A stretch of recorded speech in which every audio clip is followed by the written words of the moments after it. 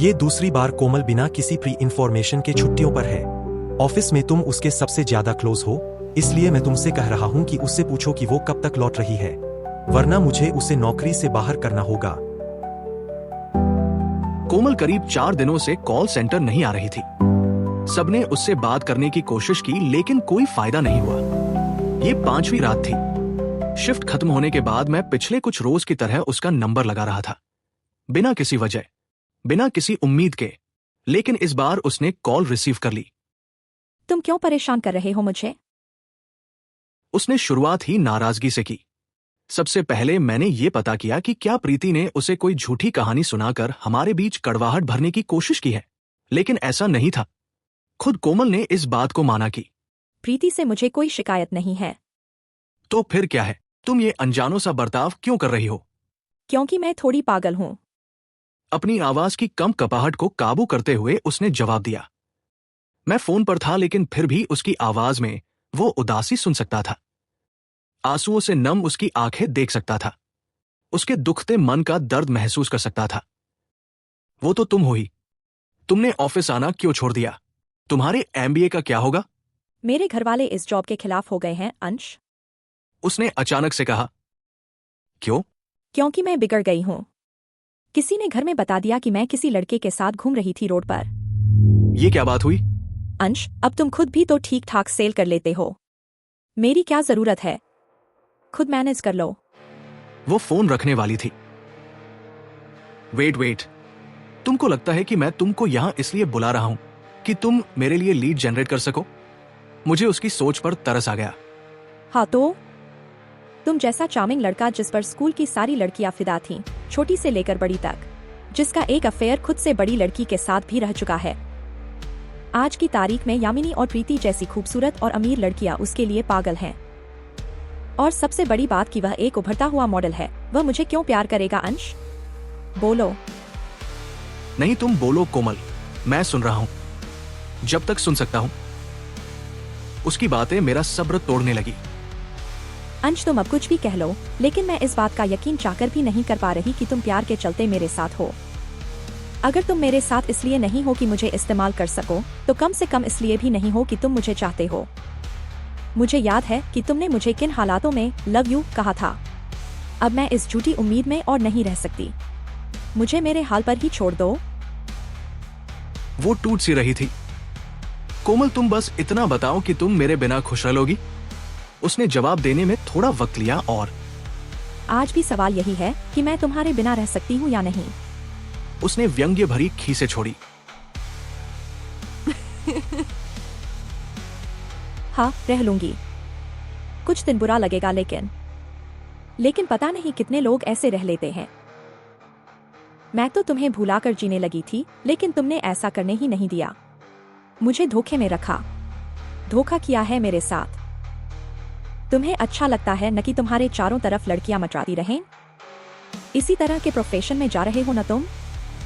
एक तरफ मैं, दूसरी तरफ प्रीति, फिर वह यामिनी, और भी पता नहीं कितनी लड़कियां होंगी जिनके साथ तुम्हारा अफेयर चल रहा होगा।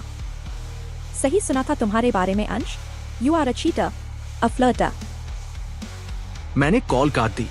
कोमल की आवाज में भावनाएं लगातार बदल रही थी।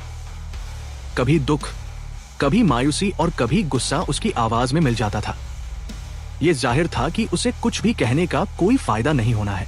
आप किसी की सोच बदल सकते हैं, लेकिन विश्वास नहीं। और मैं एक फ्लर्ट हूं, ये उसका विश्वास था।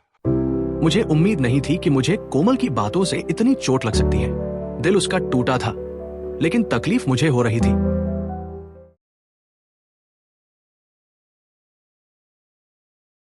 उसी शाम हमारा एग्जाम का रिजल्ट भी आ गया।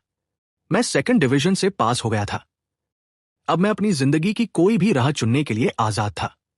सबसे पहले मैंने ये कॉल सेंटर का जॉब छोड़ दिया, और फिर मैंने मुंबई शिफ्ट होने का फैसला किया। यामिनी मुझे पहले ही बता चुकी थी कि जिस एड का इंतजार उसे था, वो तय हो चुका है। संजय और यामिनी दोनों ने मुझे एक ही बात समझाई, और वो ये कि मैं मुंबई में रहकर अपने घर वालों की ज्यादा मदद कर सकता हूं। मैंने पढ़ाई प्राइवेट करने की ठान ली थी और बस अब अपना ज्यादा से ज्यादा वक्त कमाई को देना चाहता था। सारा ध्यान सिर्फ अपनी जिंदगी पर देना चाहता था। मैं चाहता था कि अब किस्मत ने जिस रास्ते मुझे लगा दिया है, उसी पर इतना आगे बढ़ जाऊं कि मां को उस नौकरी से मुक्ति मिल सके। मैं हमेशा के लिए मुंबई आ रहा हूं। यह सुनकर संजय जितना हैरान था उतना ही खुश भी। पहले की तरह उसका फ्लैट अब भी खाली था। उसने मुझे वहीं रहने का सुझाव दिया, जब तक मैं रहना चाहूं या जब तक मैं खुद अपना ठिकाना न कर लूं। मैं वहीं रुका। संजय ने यामिनी को लेकर जो काम मुझे सौंपा था उसके लिए मेरे मन में हां या ना नहीं थी। बस एक दुविधा थी कि किसी मुकाम पर पहुंचने के लिए क्या मुझे किसी से खिलवाड़ करना चाहिए। संजय कुछ दिनों के लिए शहर से बाहर था। उसने मुझे फोन पर ही एड शूट की सारी योजनाएं बता दी।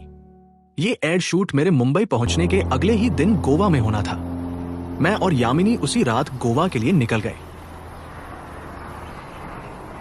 अगली शाम 4 बजे यामिनी और मैं एयरपोर्ट के बाहर कैब का इंतजार कर रहे थे। इस बार मैं एक नई यामिनी से मिल रहा था, जिसकी आंखें मुझसे मिलते ही मुस्कुराने लगती थी, झेम जाती थी। ना तो वो खुद सहज थी और ना ही मुझे होने दे रही थी। मैं अपना सारा ध्यान बस अपने मोबाइल पर होने का दिखावा कर रहा था और वो अपने पर्स की चेन को खोलकर उसमें कुछ ढूंढने का। अचानक मेरे पास संजय की कॉल आई।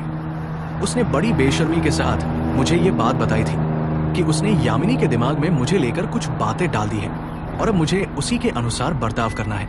मैं ऐसा कुछ भी करने के लिए तैयार नहीं था और ना ही ऐसा कोई विचार था मेरे दिमाग में, लेकिन फिर भी उसके लिए कुछ तो था मेरे मन में जिसे मैं खुद भी नहीं समझ पा रहा था। बस इतना कह सकता हूं कि यामिनी जब जब मेरे सामने आती थी लगता था जैसे बारिश में भीग रहा हूं, जैसे कुछ पिघल रहा हो मेरे अंदर, जैसे मेरी सांसें ही थमने लगी हो। शायद इसे ही आकर्षण कहते हैं। तो तुम्हें तो बहुत जल्द एक बड़ा मौका मिल गया। जल्द? हाँ जल्द। तुम खुशनसीब हो जो इस लाइन में इतनी जल्दी एक्सपोजर मिल गया, नहीं तो। ये छोड़ो यामिनी, कुछ और बात करो प्लीज। मैंने टोक दिया। जैसे? उसकी बात एक उलझन के साथ खत्म हो गई, लेकिन मेरी इसके साथ शुरू होने वाली थी। आपकी कोई दिक्कत हुई थी संजय से? मुझे सोचकर बोलना पड़ा। क्या? उसे इस सवाल की उम्मीद नहीं थी। ना, नहीं तो ये क्यों पूछ रहे हो? मैं सोच रहा था कि अगर आप दोनों एक दूसरे को पसंद करते हो तो साथ क्यों नहीं रहते। वैन। अधर को दांतों के बीच दबाए शायद उसने कोई जवाब ढूंढा और वैसे हम साथ भी रहे हैं, लेकिन अब नहीं। कुछ उसकी समस्याएं हैं और कुछ मेरी। तो वैसे क्यों पूछा? अब यह सवाल मेरे लिए मुश्किल था। बस ऐसे ही मुझे जाना किस तरफ था और मेरे कदम कहीं और पड़ रहे थे। मैं नहीं मानती कि तुम बस ऐसे ही पूछ रहे थे। यामिनी का यकीन सही था और मजाक की लय में ही सही, लेकिन वह वजह जानने पर जोर दे रही थी। कुछ नहीं, बस जानना चाहता था। मैंने मुंह कैब की तरफ घुमा लिया जिसकी हम दोनों राह देख रहे थे। किसी तरह तो टालना ही था उसे। कैब में बैठने के बाद उसने मुझसे मेरे आफ्टर शूट प्लान पूछे। मैं ये तीसरी बार मुंबई आ रहा था लेकिन कभी समुद्र नहीं देख सका था। सो हमने शूट के बाद समुद्र किनारे घूमने की योजना बनाई।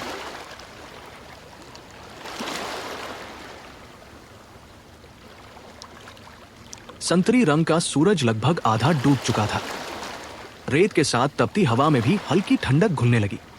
मोरजिम बीच, जिसके एक भीड़ भरे कोने पर कैमरे के सामने मैं और यामिनी एक बार फिर अपनी पक्तियां दोहराने को तैयार थे। ये कोई फोटो शूट नहीं था जहां मुझे किसी खास मुद्रा में मूर्तिवत खड़ा होना था। ये एक्टिंग थी और कितनी बुरी तरह मुझे एहसास हो रहा था कि एक्टिंग काफी कठिन काम है। सच में ये सब देखने में जितना आसान लगता है उतना होता नहीं। बार बार एक ही लाइन दोहराते हुए मैं थक गया, लेकिन डायरेक्टर साहब को अब तक वो नहीं मिला था जो उसके दिमाग में चल रहा था। मिस्टर सेन अपना संतुलन खो गए। अरे भगवान के लिए कुछ करो अंश, मैं हाथ जोड़ता हूं तुम्हारे आगे। उनके दीन से चेहरे के भाव यामिनी की तरफ मुड़ते ही कठोर हो गए। यामिनी? उन्होंने उसे यूं देखा मानो पूछ रहे हों कि क्या सोचकर तुम इस लड़के को लाई हो। यामिनी ने उनसे 5 मिनट का वक्त मांगा और मुझे वहां से कुछ कदम दूर ले आई। वो मुझे मेरी लाइंस बोलकर दिखाना चाहती थी, मुझे सिखाना चाहती थी कि किस तरह ये एक्ट पूरा करूं।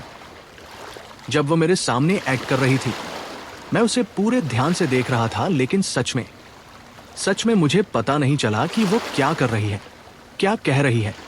मेरा दिमाग इस सब पर था ही नहीं, मैं तो बस उसी में डूबा था। उसकी झिलमिलाती ग्रे ड्रेस की लचक में, उसके लंबे कत्थी बालों के घुमाव में, उसके सुनहरे चेहरे की आभा में, काजल से तराशी उसकी बड़ी बड़ी जादुई आंखों में। सिवाय इसके मैं कुछ और नहीं समझ सका। समझ गए? उसने एक्ट खत्म करते ही पूछा, बड़े ही यकीन और मासूमियत से। मैंने कुछ बोलने के लिए होंठ खोले मगर कुछ बोल न सका। बस उससे नजरें फेर कर अपने हाल पर मुस्कुराते हुए मैं वहां से चल निकला।